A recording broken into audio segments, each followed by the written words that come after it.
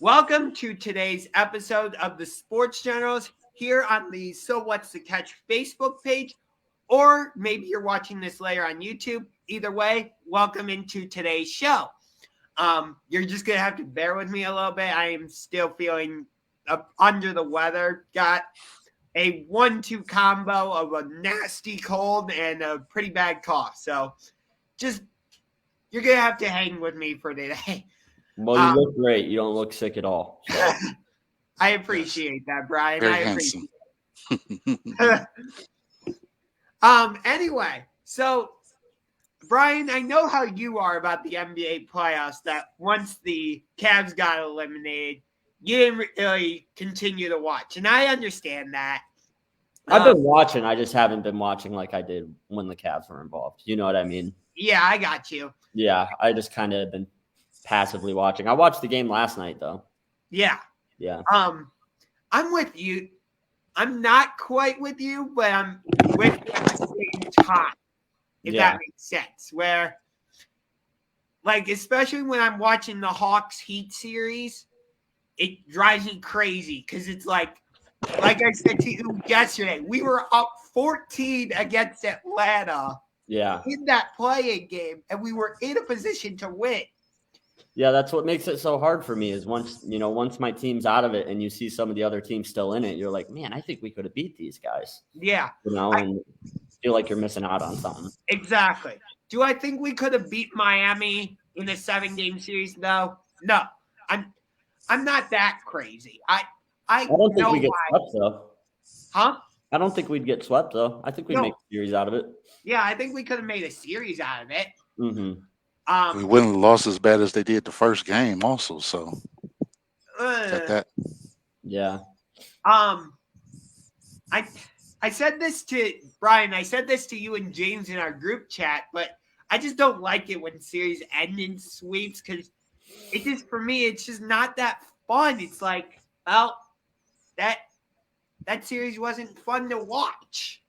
Yeah, that's the one thing, like, that's why this stage of the NBA playoffs is, like, the hardest for me to pay attention to. You know what I mean? Because there's a lot of mismatches. And I'm with you. Those series that end in 4 games, it's like, it's almost unwatchable, you know? Yeah. Especially if they're not particularly close games. So, yeah, I hate to see them end early, too. So I'm with you there. But once it gets to, like, the conference finals, though, you know, I'm back into it. I'll be watching all those games. Yeah. But this first round of the playoffs, so it's always so hit or miss, you know. Some of these series have been really good, and the other ones look like they're probably going to end up being blowouts and sweeps. Yeah.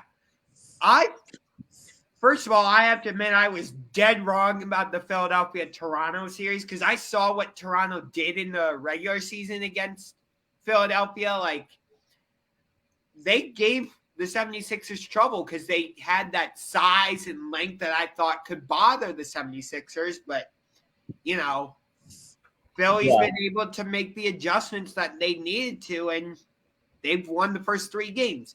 Granted, they needed the Joel Embiid buzzer beater to win last night's game in overtime, but still. Mm-hmm. Did you guys notice, though, that the final series where Joel Embiid hit that game-winning 3-pointer, prior to that, how did they get the ball back? Because from what I've seen, it looked like he hit the backboard, and I would have thought time expires. So, did anybody pay attention to that, like that final series? I was watching. I did not notice that, so I'd have to go back. You might be right, but I wasn't paying close enough attention to have noticed that. I'd have to go back and take a look at it. Mm-hmm. Yeah. But, yeah, it was a huge shot. Like the rest, they blundered the call. Mm-hmm. I think it's interesting. And it was just a crazy one. Yeah. I think once the playoff matchups all got set, I think we all circled the Boston-Brooklyn series as the most intriguing. Maybe the most intriguing first-round series in recent memory. I'm not going to say the most intriguing in NBA history because there's been plenty. But, yeah, no, in recent memory, you're 100% correct, Josh. Like, when do you see a 7 seed that has, you know, a Kevin Durant and a Kyrie Irving on their team? You know what I mean? Like, that's pretty wild. So, yeah, it's not your typical first-round series. And I agree with you. This is the one that I was definitely the most interested in, for sure. I was too. Right. And going So, into it, you would have thought that it would have been more of an even balanced game or series rather, but it seemed like Boston's starting to run away with that series now.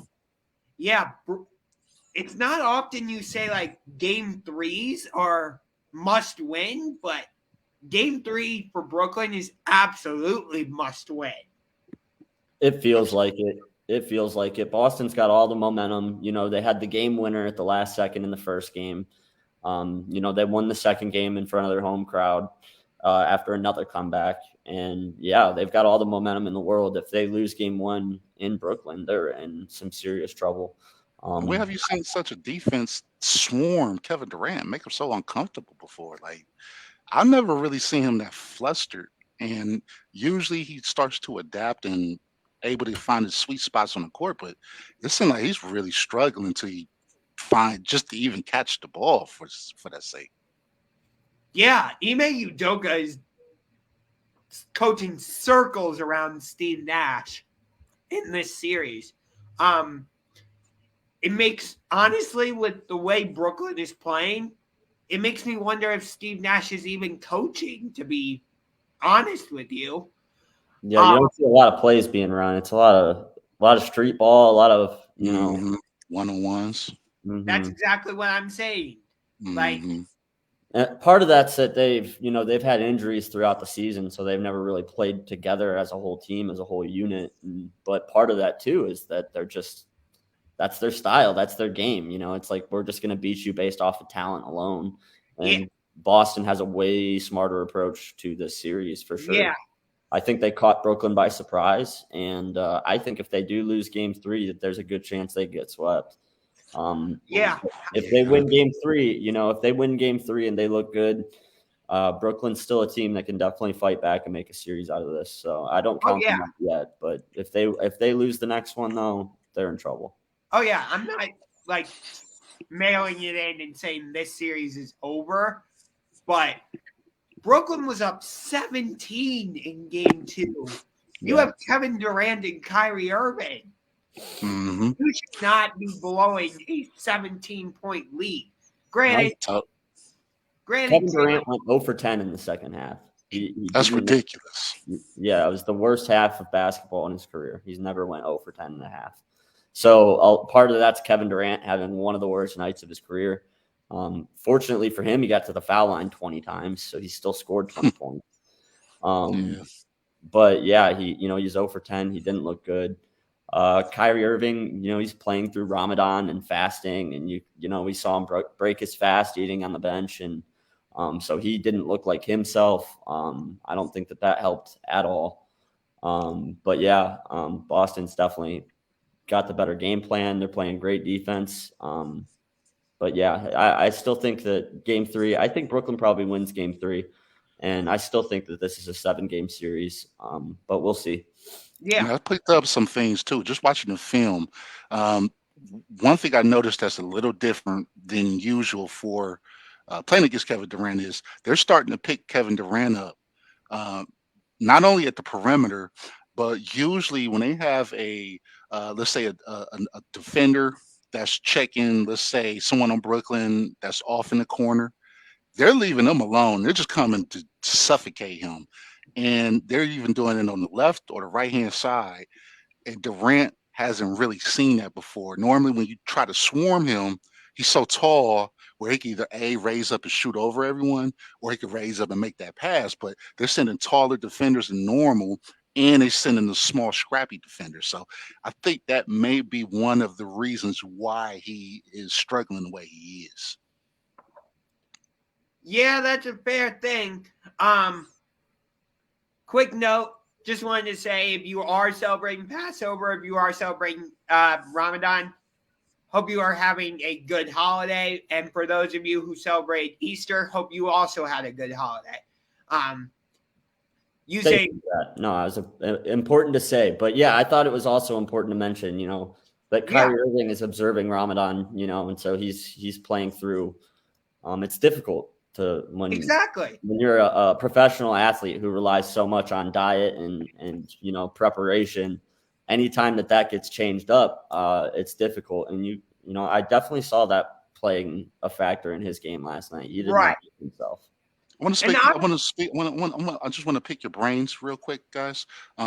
I've never, and maybe I haven't seen this because it hasn't been a star player that's been impacted by this, but I've never seen a player that in the game or in the mid game would go ahead and go through with the Ramadan rituals unless I'm missing something. And that kind of was unique because that was the first time I actually seen a player in any type of professional sports do that. And I'm just curious if you guys ever noticed that.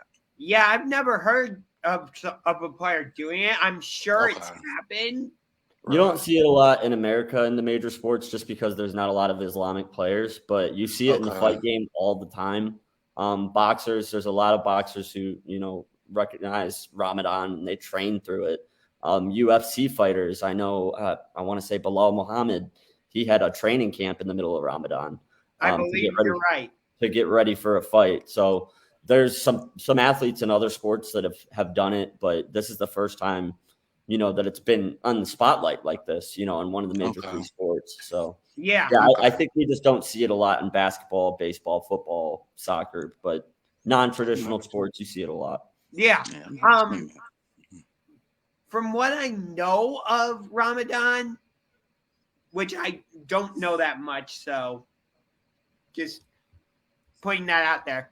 But from what I do know is you're supposed to fast during the day and you're allowed to eat and drink at night.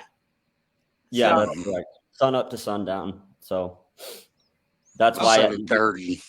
Yeah, that's why you saw him right at 7:30 running into the locker room, grab some food, grab some water, eat on the bed. So, and it lasts for a whole month, doesn't it? Yeah, I'm pretty sure it's an entire month, at least a month. I don't know if it's 40 days, 30 days. I got to be honest. It's going to impact them then, I would think.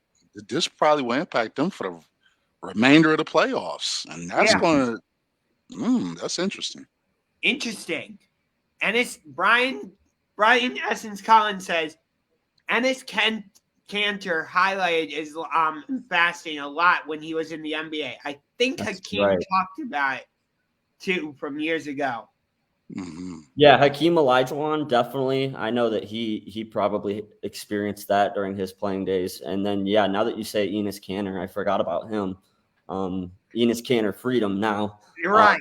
But I know that you're right. I know that he, practiced the same faith. So I assume that he had done it as well. But to Jason's point, though, I don't remember ever seeing it in person, like someone break their fast on camera. It was like, oh, it was like a real powerful moment. Yeah. And another thing, though, also, I maybe I haven't heard this, but I don't believe that Kyrie has even went public in saying that he was practicing Islam. And the only reason I say that, my grandmother's a big fan of his, and she kept telling me, you know what, I think he is Islam. Or Muslim, but he never went on record as saying it. So I'm just wondering if you guys heard anything him even mentioning that for this. No, I haven't heard anything about it. Mm-hmm. I knew that he practiced Islam, but I know that he's not super public with it. He's right. It's not something he likes to champion or anything like that. I think it's more of a personal thing for him.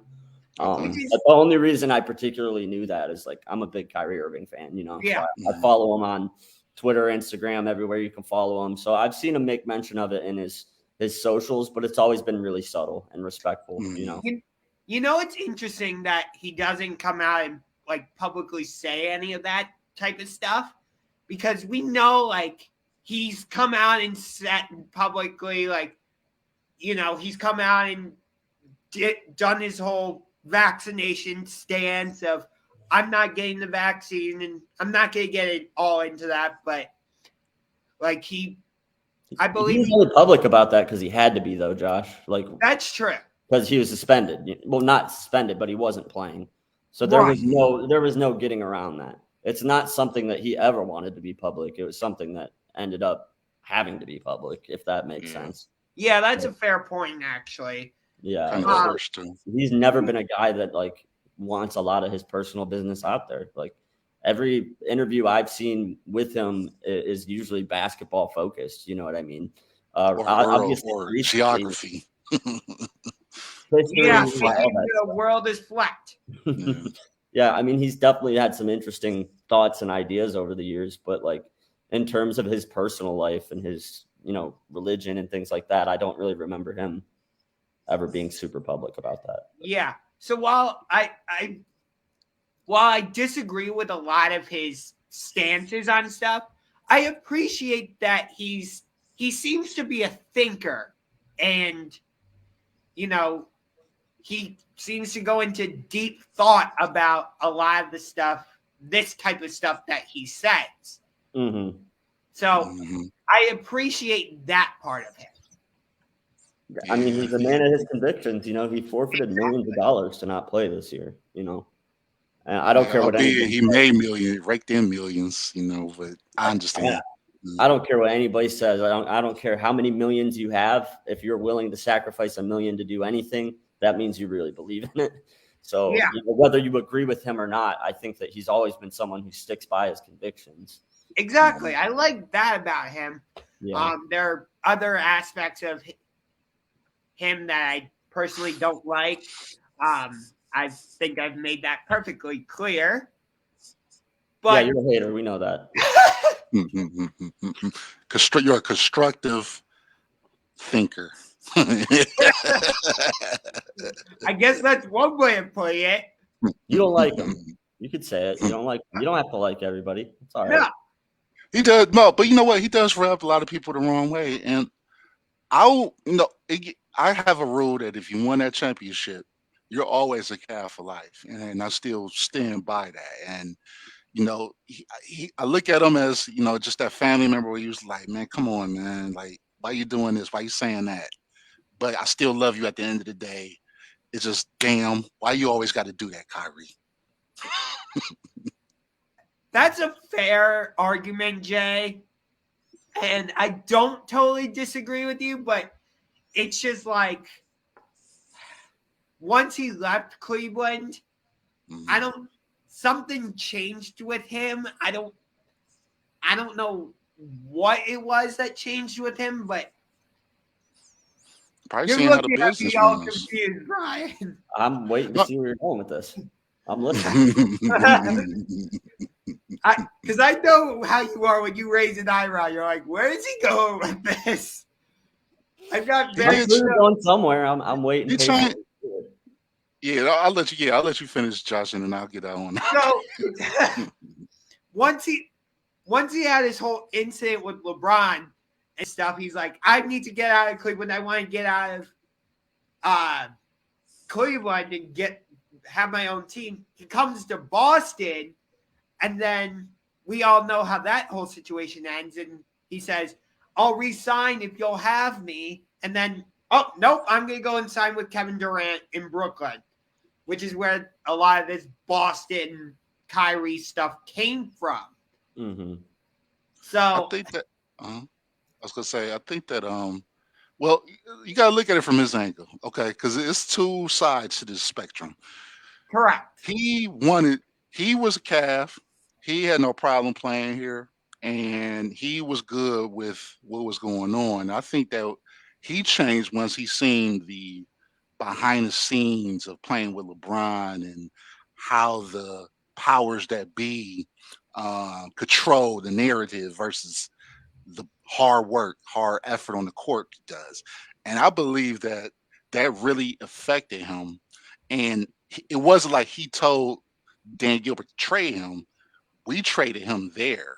So, it wasn't like he was under contract for an additional year. I honestly, I would have kept him and tried to make them work it out in the off season. But we traded him. It wasn't of his request. And I think that part is what impacted him for the long run. I thought he did request a trade to go to Boston. Right? I could be wrong. They had the best package for us. Well, they thought, and I'll say they, meaning Dan Gilbert, thought that was the best package, even though it wasn't. I don't know why we didn't get Jason Tatum or or Jaylen Brown. That's neither here nor there. But the Yeah, we package got that was on the Isaiah table, Thomas. It was Isaiah Thomas, Jay Crowder, yeah, Ante Zizic, that and was then a 2018 unprotected first-round pick from Brooklyn. It was a three-way deal. So, yeah. which that was terrible.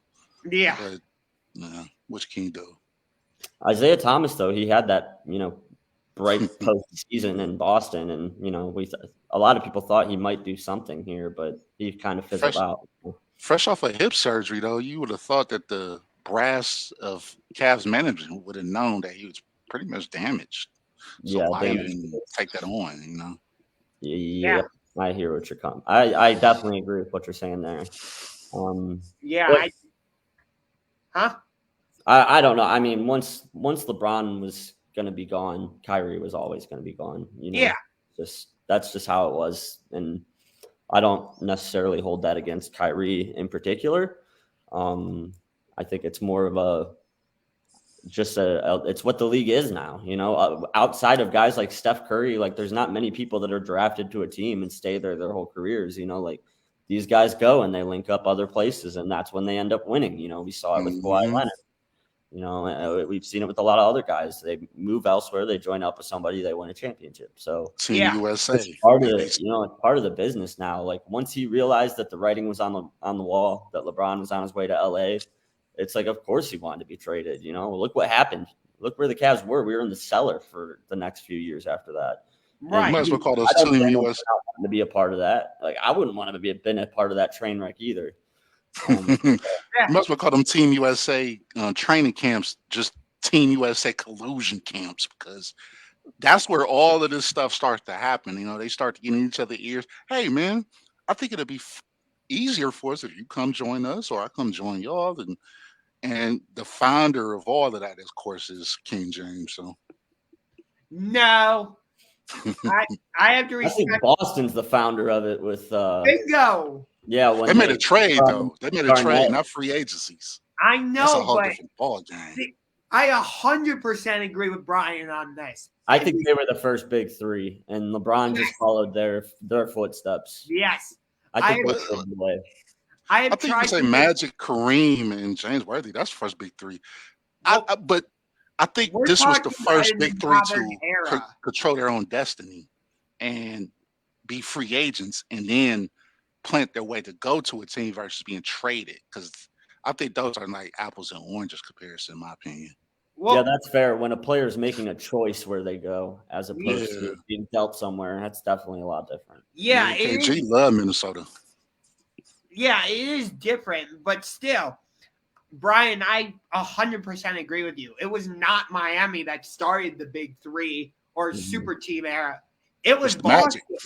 No, it was the Lakers. No, we're talking in the modern era, like in today's game, post Jordan era. We'll call it that. The post Michael Jordan era. I would say that the first super team was Boston. A lot of people argue it was the Spurs, because they were a dynasty and they did their thing, but they weren't really like a big three. They were more of a complete team than a big three. So I just think like post Jordan era. I think that I don't know if LeBron ever would have left Cleveland and went to Miami and done what he did had he not seen the way it was done in Boston. I think that planted the seed in his head. He saw that, and we saw him take that jersey off in that game we lost against Boston, and it was like, yep, he's gone. Yeah. Oh yeah.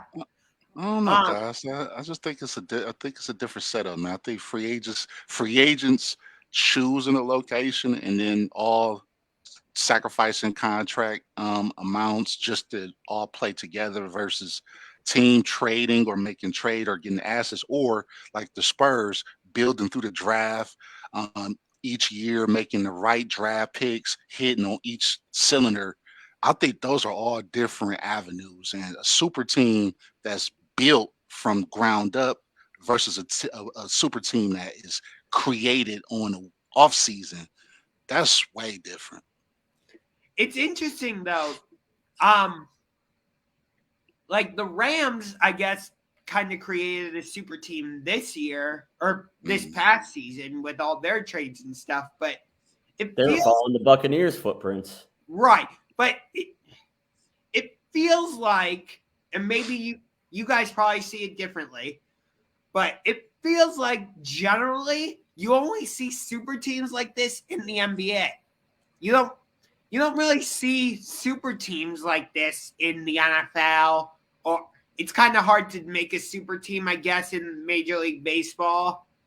I mean, the Dodgers, I would say, I mean, it's just a numbers thing. There's only 5 guys on the court at a time. Whereas baseball, you've got 9 players in the lineup, 9 players in the field. Soccer, you've got 11 players. Hockey, you only have 5 players at a time, but you're only on the ice for a minute and a half at a time. And then you're out. So it's like you can't create super teams in those leagues because one player can't tip the scales as heavily. But when you're 1 in 5, you've got 20% of the power of that team, so you get 1 or 2 studs, 40% of your team are Hall of Famers, you're going to be a super team, Yeah. Whereas baseball, you would almost have to have like 1 through 5 in a batting order be Hall of Fame players for it to be a super team. Yeah, I agree with you. Yeah. I would say right now the Dodgers closest to it, yeah. Exactly. Closest to it, but even them, they're not. They could still win 110 games and get swept in the first series of the postseason. Baseball can win a game like that. Would y'all consider the Cleveland Indians outrebelling them? Do you consider that to be a super team? I'd call them they were a dynasty. I'd call them a dynasty, but not really a super team. Let's define super team. Then. I think that's probably. I think that'll help us all get on the same page because a dynasty, I would think you have to have a super team to have a dynasty. I think that has to all core. Well, yeah. I mean, to be fair, though, we didn't even have a dynasty. They never won a championship. That's the problem with that Cleveland team. That's true. It's hard to call them anything when you didn't win a World Series, Hey, but check this out: the Heat, right? If you would have told me that they were only going to win 2 championships out of 4 years, I would say that's a failure. I think 50% is great. It's hard to win a championship. And also think about this, Jay.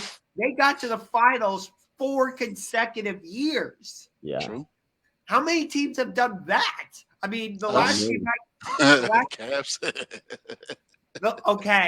The last teams I can remember doing that are the Cavs and Warriors. Mm-hmm.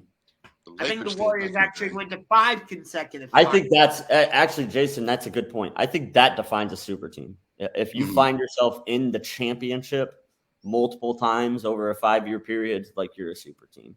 And Hall of Famers, or just in the I think you got to have Hall of Fame talent too. You got you've got to have like transcendent talents to be considered a super team.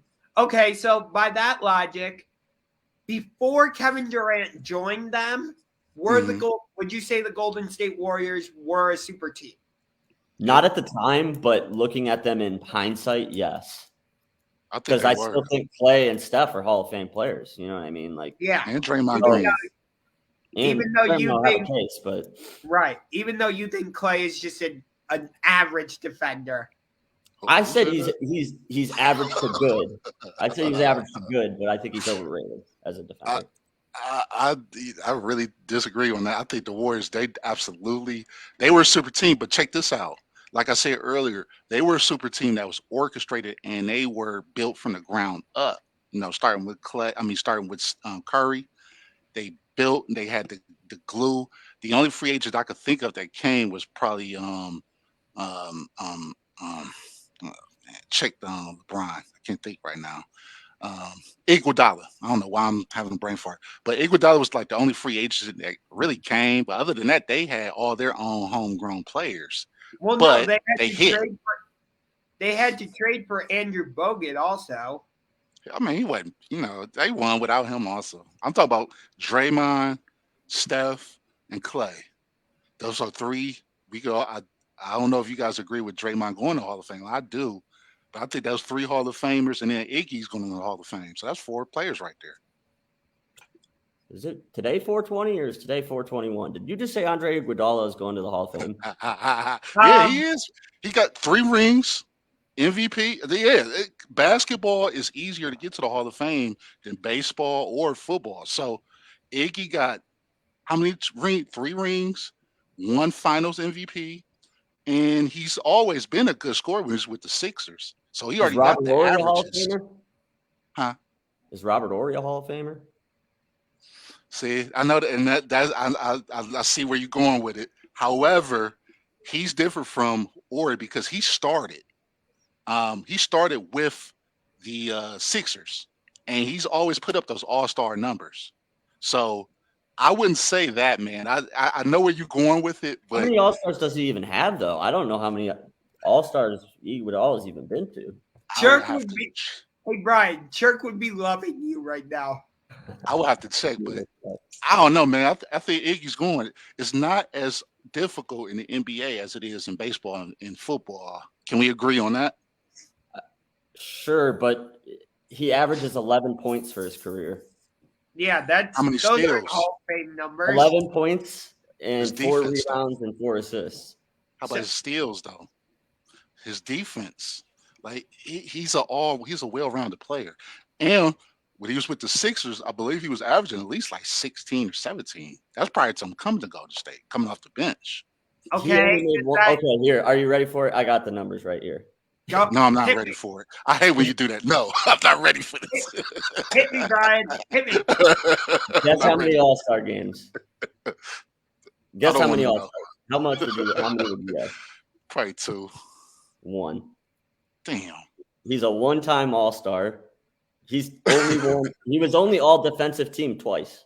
So I get the defense argument. He did do a lot on the defensive end, but 2 times isn't enough for you to be considered like a defensive great. You know what I mean? I didn't say he's a shoe-in. Probably he's a 3rd ballot. And you know why? Do you know why he won Finals MVP in 2015? It's because he was guarding LeBron. Yeah, and LeBron still averaged 40, which was right. He did still have a good series, Jay. Y'all got me. I know. Y'all got me, but still, they got 3 guys. That's 3 Hall of Famers. They were all homegrown, so that's a super team. I think you got to have in basketball. You have to have 3 players that's either Hall of Famers. So I agree with you what you said about that, Bryan. They have to either be homegrown, traded, or free agency, but that makes a super team. Gotcha. By definition. Okay. Interesting. So it feels like we're kind of not in the big 3 era anymore. It's more back to the traditional dynamic duos. I think you're right, Josh. That's a good point. Keep going. I'm sorry. I didn't mean to cut you off, but that kind of excited me because I was like, I think the same thing. So by that, are you willing to change your definition based off of that and say that some of these teams that just have like dynamic duos are super teams? Depends how dynamic the duo is. Let's leave it at that. If it's a duo like Shaq and Kobe, that's a you know what I mean? That's a super team in my eyes. Okay. So yeah, they have to be like really, really, really next level talent for 2 to be a super team. I don't consider this Nets team to be a super team unless they win.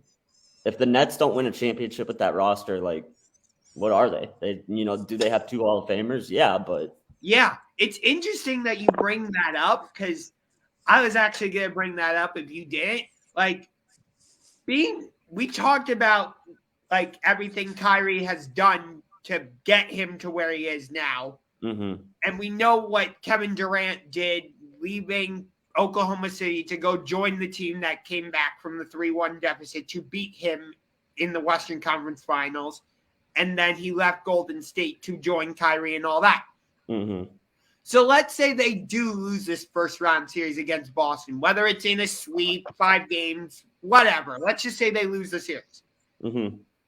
How much do you think that affects their individual reputations or? Are you speaking specifically Durant and Kyrie, right? Yes. It's those 2 guys in particular? Okay. Correct. So if they don't win a title, do you think that has a negative effect on their legacy is the question? More specifically, if they can't get out of this first round series. Oh, okay. More specifically, if yeah. If they make it to the finals and lose, that's still not a massive failure. But yeah, if they get knocked out of this first round, that's a massive failure in my eyes. I think that, you know, they put that team together how they wanted to put it together. You know, they were all on board with that. Yeah.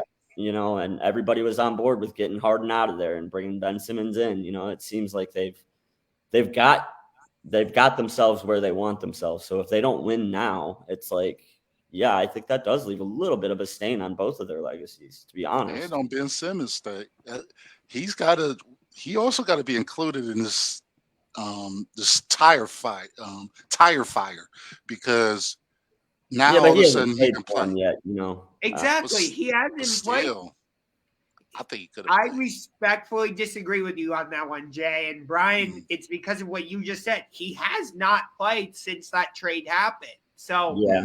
how can You you don't know how that's going to work, you know. But I get what you're saying, Jay. Like, there's a good chance that could be a total failure. It's basically where you're going with it. We could all say that they need him, right?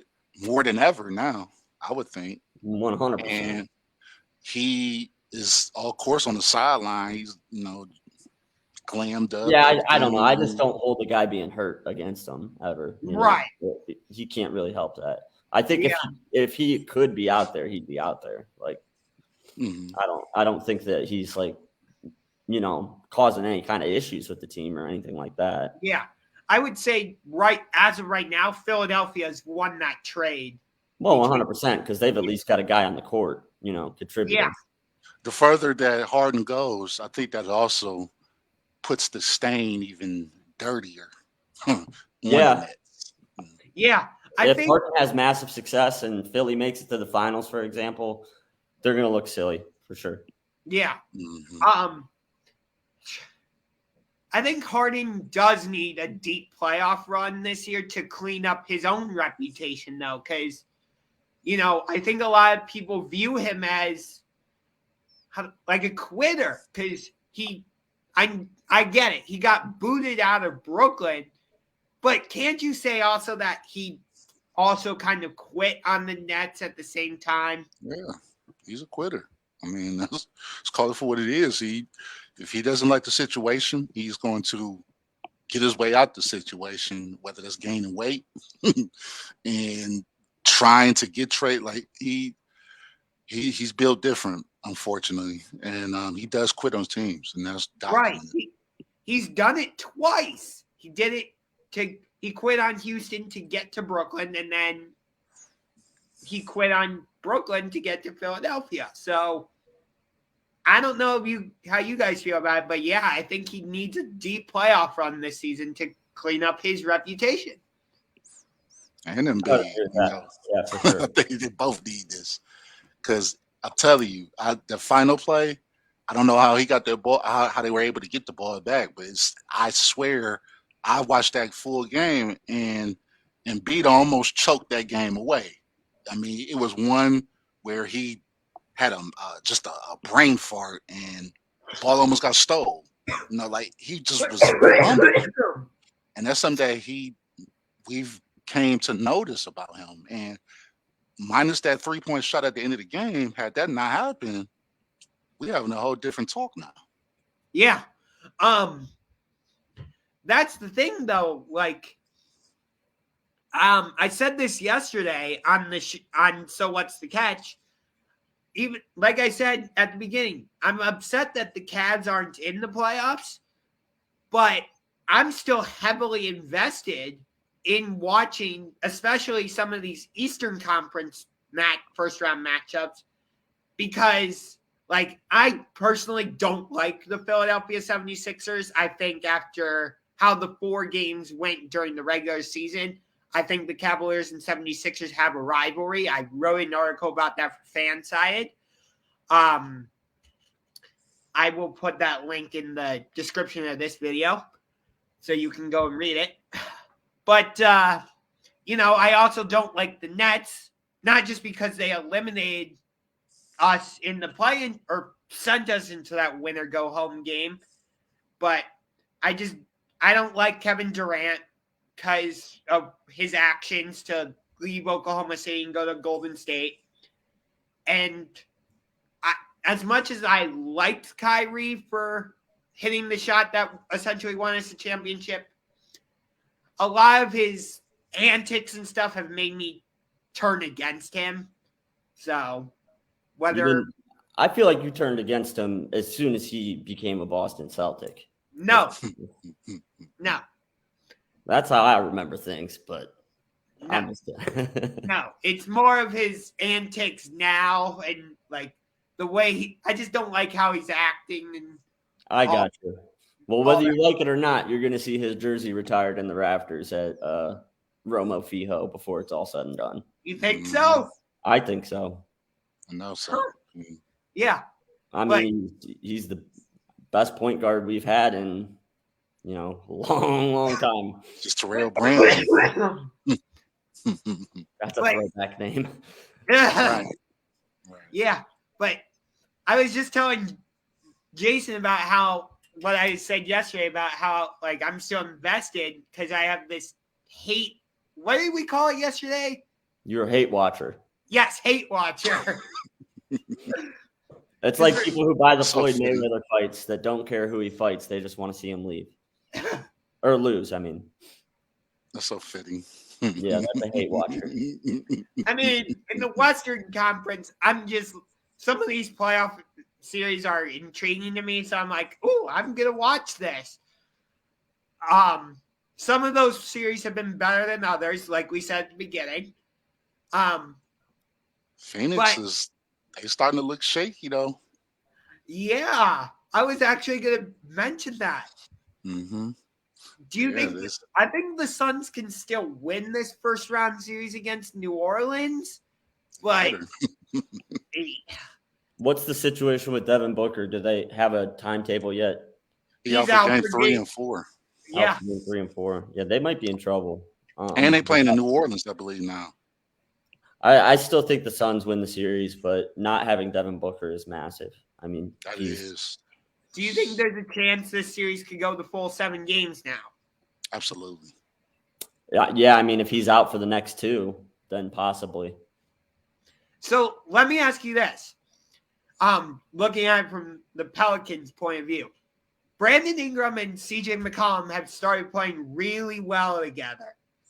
And some of their other pieces have started fitting in. So here's the I forget the saying that it was on the tip of my tongue. Elephant in the room. What did they do with Zion? Yeah, he's not conditioning himself. I just don't get it, man. Man, let's say he did play.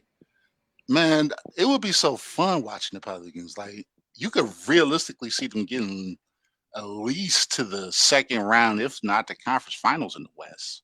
Because that team, they already had the talent. And it's making the Lakers kick themselves in the butt. Like, man, we got rid of who? We got rid of him? Oh, man. Yeah, I agree. I think so, too. Yeah, that series, I think Zion being back with the Pelicans, I think he'll have a spot on that team. I think they'll find a way to make the 3 of them. If he makes it, if he makes it back ever. I mean, he's been gone for how long now? And we keep seeing these awesome videos of him working out, but, short.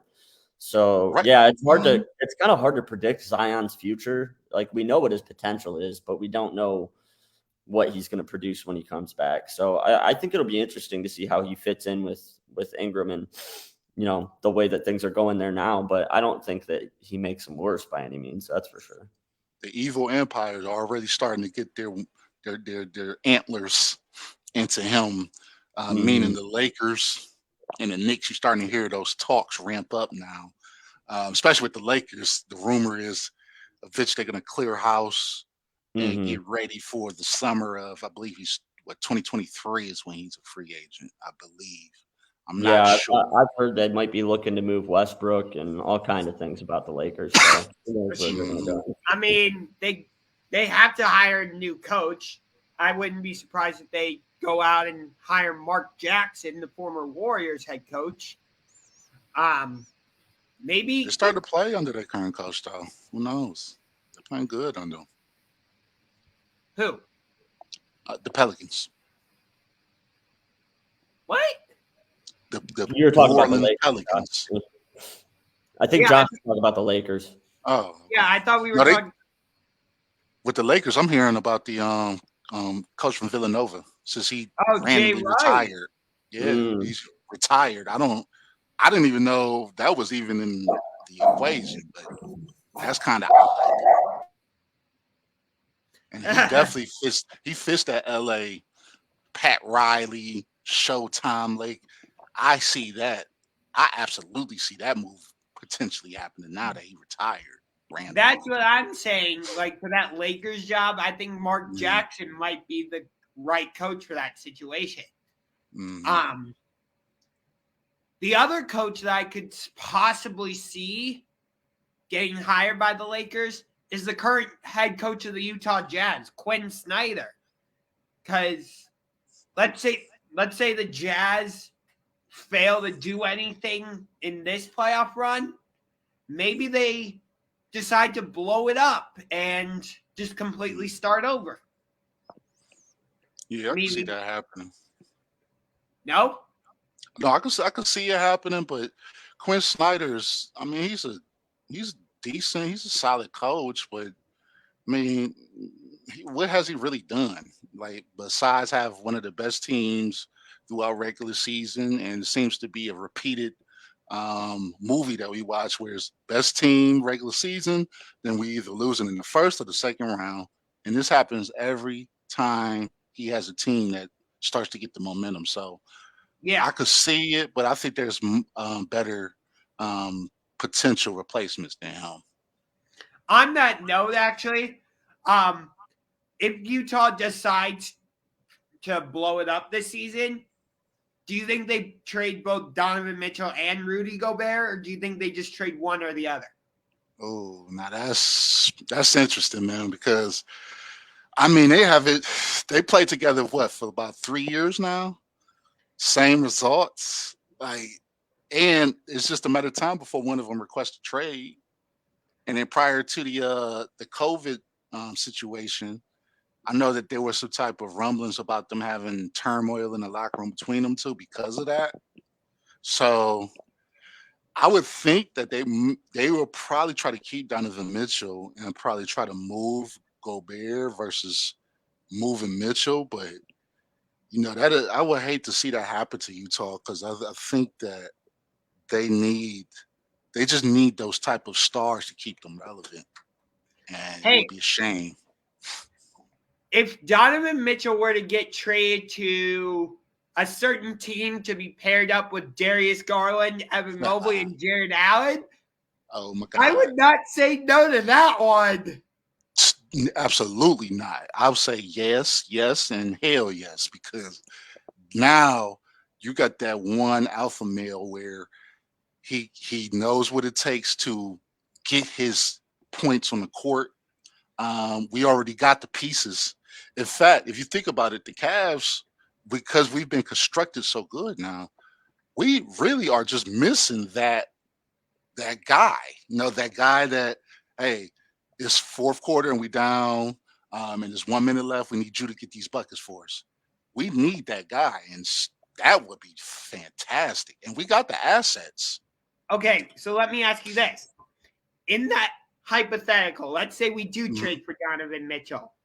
Would you have Darius be the point guard and Mitchell be the shooting guard? Or would you have so you would not have Donovan play point guard and have Darius No, be shooting guard? absolutely. Yeah, I would have Darius is a better point guard because he's more of a general, a floor general that's not looking to score. Donovan Mitchell is looking to score, and he naturally is a two. So, yeah, I would absolutely just have him like a seamless transition. Have him be a two. Of course, they could do that half and half. Uh, I got the ball at half court, so now I can control it, or vice versa, or I could bring it up. But I'll have him be the two all day. So give me your starting lineup in that hypothetical. So you would have Garland at point guard. You'd have Mitchell at shooting guard. Who would you have at small forward? Now that's when it gets tricky, man. Because now we need a three, right? So we only got There's Levert. yeah, but he's kind of we will have to put him there, I would think. But I think we still need a 3, to shore up our team. Because absolutely, yeah, we need a 3, man. There's no way to look around it. We got all of our pieces filled. We really Okay. don't need him. You know what I mean? So we don't need him, but it's great to have him. We can fit him in there, but we got to get 3 should be our priority. So in this hypothetical, your starting lineup would be Darius Garland at point guard, Donovan Mitchell shooting guard, Karis LeVert small forward, Yes, sir. Evan Mobley power forward, Jared Allen center. Do I have that correct? It look like finals to me. Solid roster right there. Hell yeah. And I don't see a team in the East probably besides, I mean, of course, the Bucks, the business usual teams, but that's a squad right there. That's a squad that could go into Boston, steal a game, and then close it out here. So yeah, but my question is, who do we trade get him though? Because we can't just add him without giving somebody up. We could trade Okora, and we could trade Rat Tail. And a couple of picks. We gotta give him we better give him something more than that. They're gonna have to throw in a couple first-round picks or something if they're gonna trade for him. I don't think you can make a realistic trade for him without including at least one of those 3 players. We can include two ones, Okoro, and then Sexton. I mean, and then our ones is, if you think about it, not gonna be lotto picks, so y'all gotta have them. Shit, I'll throw 3 of them. Well, our pick this year, since we didn't make the playoffs, is in the lottery that we had traded to Indiana or something like that. We get to keep our own pick, something like that. It's like the 15th or something like that. Probably. Something like that. I don't know. We still got a chance to move up, so. Yeah, I just don't see it being a realistic trade option. I wish it was. I mean, he's a great player, but I just don't. We'd have to give up quite a bit for him, and I don't know that it would be worth giving up quite that much for him. Because I just don't see where he fits. I think that he's a great player, but like him and Garland, I don't see them meshing together well. I think you got to have one or the other. You mean because they're both so ball dominant? Correct. Yeah, they're both very ball dominant players.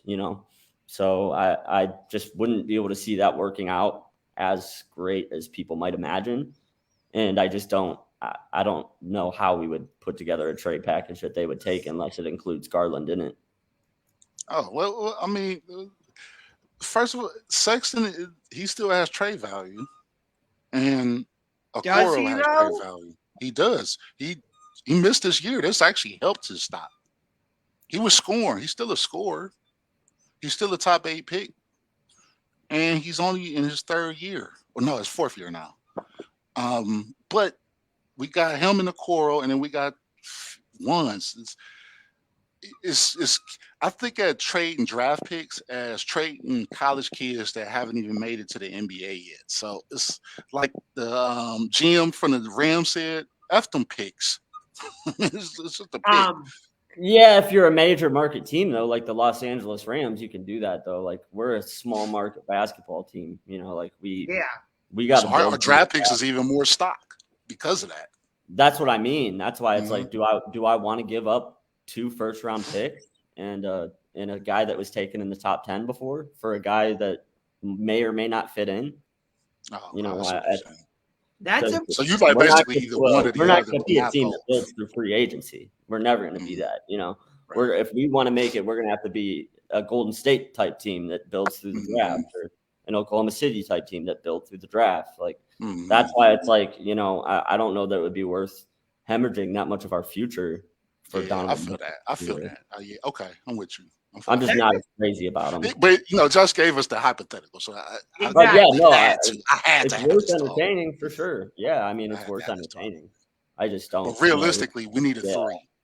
We need a 3, and I think we need all hands on deck. Whatever it takes to land us that small forward, we need to be listening and taking calls. Yeah, It's coming. LeBron's coming home. It's starting to look like that, unfortunately. I would, at his age, I don't know how the fit is, because it seems like we want to be a fast up and down team, whereas he wants to be slow down the game. Let's play in the half court. I How would much love points it. he averaged though? Like he just That's came true. off of a high scoring. He playing You the could have way won I MVP he if got they to made get the 2 more years left, playing at a high clip. From if what the I see. Lakers didn't suck and weren't hot garbage, he had an argument for MVP this year. So I think he's a great player. You find a way to fit him in. Yeah. Mhm. So I would absolutely take him. No questions asked. I just bet you would. I mean, for God's sakes, he came Mhm. back and won Cleveland its third championship in 2016. yeah. Yeah. Now we're bringing. If that happens, now we're picking up those GOAT talks, and now he's starting to steal some of the Jordan guys No, because that'll be masterful. no, this. Sorry, Jay, but after what the Lakers did this season, the GOAT talks for LeBron are OVER. Hey, I'm a Jordan Over. guy. Not this Jordan guy. I'm talking about the other Jordan guys that's on the fence. I get that. I'm just flat out saying the GOAT talks are over for for LeBron are over after this season. Yeah, that bubble championship has an asterisk by it too. It really Exactly. does. A lot of people are already holding that against It him. was So a it's like, sham. has he really done anything in LA? You know, It was outside of definitely that. Yeah. So yeah, I think this hurt LeBron's legacy quite a bit, actually. You know, Mhm. I hate to say that because I'm a big LeBron fan, but yeah, I think this season, the way it played out and not working out at all, leaves a little bit of a stain on his legacy. I'll say I that. agree. I totally agree. Yeah, I 100% agree with you on that one. Mm-hmm. But yeah, don't get me wrong though. I'd still love to have him playing for the Cavs. Oh, same with me. Yeah. 100%. Well, does anybody have any last thoughts about the NBA postseason before we go? Because we got about a minute and a half left. Does anybody want to change their pick? Anybody that picked somebody earlier that feels like somebody else is going to win now? What? I said Suns over Celtics. Yeah, I do want to go. I do want to change mine. I got the I'm- Warriors going, and I'm going to stay with the Bucks. Devin Booker's injury has me concerned. I don't know. You know Warriors, what? they're kind of level. I'm loving what I'm seeing from Golden State. Yeah, they And running teams, man. I think Steph needs this title to clear up his reputation a little bit. We've talked about that on the show. Yeah, I've got Golden State now too. I think. Yeah, I'm going with Golden State now. I got Golden State over whoever wins the Brooklyn-Boston series. I'm going with Golden State over Boston in 7. Yeah, man. I might be on. I'm gonna stay with the Bucks. But I got the Bucks and Golden State. But I might be switching over to that. Depends on how they do next series. Yeah, look out. Middleton's got that injury he's dealing with. Yeah. Oh, he do. Yeah, that's I'm right. going with Golden State. Yeah. I'm jumping ship now. I think Milwaukee's still going to win that series, but Yeah. Chicago, I think, can make it interesting now. But I think people undervalue Middleton, and I think they're going to find out real quickly how valuable a player he is on that team. Hey, I said before Giannis exploded for his 50-point game in Game 6, I was trying to make an argument that Chris Middleton should have won Finals MVP. Because we'll have to continue that debate during another show because we are out of time for today. But yeah, I guess I see your point. Yeah, we can continue that debate on the next episode. Yeah, but we'll bring it up next time. Yeah. Thank you for tuning in. Hope you enjoyed it. If you are watching this on YouTube later, make sure you like, share, and subscribe to all 3 of our YouTube channels and the SportsGenerals YouTube channel as well. Like the So What's the Catch Facebook page. And, do you want to tell them about yours and James's podcast, Bryan? Oh, yeah. For baseball fans, we have a baseball-only podcast, Guardians focused. We do an episode at the end of every series. So at the end of every series, we wrap up the series and then preview the next one. So we're 4 episodes in right now. Check us out, iTunes, Spotify, all the places. We're on all of them. Guarding the Corner. This is Believeland Podcast. You will find a link to that podcast in the description of this video. I want to drop a plug too. Man, Yeah. as usual, I got some stuff cooking up. Jake's Show Part 2, The Losing of the Lakers. Check that out. It's coming up soon. And in my family business series, I got family members. We're talking about certain different type of ideas. So just check it on out. Awesome. Well, awesome. This is a great show, boys. I had fun as always, and look forward to doing it with you guys next week. Sounds good to me. All right. See you guys. Have a good one. Have a good rest of your day.